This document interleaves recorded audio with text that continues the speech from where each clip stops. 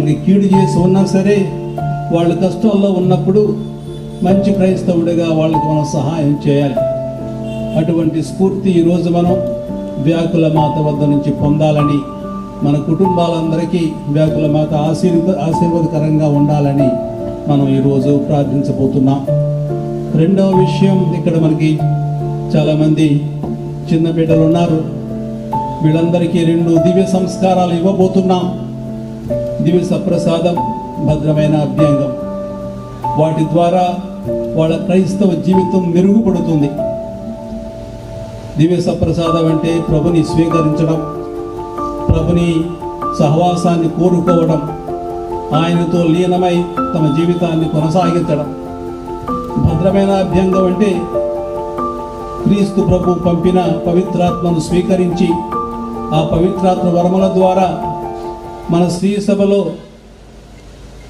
శ్రీసభ జీవితంలో పాలు పంచుకొని కొన్ని బాధ్యతలు నెరవేర్చడం. అదేవిధంగా వాళ్ళు క్రీస్తు ప్రభు వలె ఎదిగి పెరిగి పెద్దవాళ్ళై ప్రయోజకులు అవ్వాలని వారి కోసం ప్రత్యేకంగా ప్రార్థించుదాం. ఎవరు వీళ్ళు? చిన్నపిల్లలు. ఈ చిన్నపిల్లలు రేపటి క్రైస్తవులు. అందుకే వాళ్ళను మనం తీర్చిదిద్దాలి. మన విశ్వాసాన్ని వాళ్ళతో పంచుకోవాలి, వాళ్ళని ప్రోత్సహించాలి. అందుకని అందరి సమక్షంలో మనం వాళ్ళకి ఈరోజు ఈ 2 సంస్కారాలను ఇవ్వబోతున్నాం. కాబట్టి వారి కోసం ప్రత్యేకంగా ప్రార్థించమని మిమ్మల్ని అందరినీ మనవి చేస్తున్నాను. పెద్ద సంఖ్యలో వచ్చినట్టున్నారు. అన్ని గ్రామాల నుంచి ఎంతో కృషి చేశారు ఫాదర్ గారు, ఉపదేశి మాస్టర్లు, తల్లిదండ్రులు, ఇంకా ఎంతోమంది సహకరించే ఉంటారు వీటన్నిటికీ.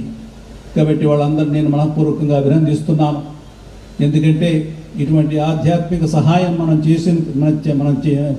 చేస్తున్నామంటే వాళ్ళు స్థితిగతులు ముందు ఎలా ఉంటే మంచి భవిష్యత్తు కావాలని మనందరం కోరుకుంటున్నాం, వాంఛిస్తున్నాం.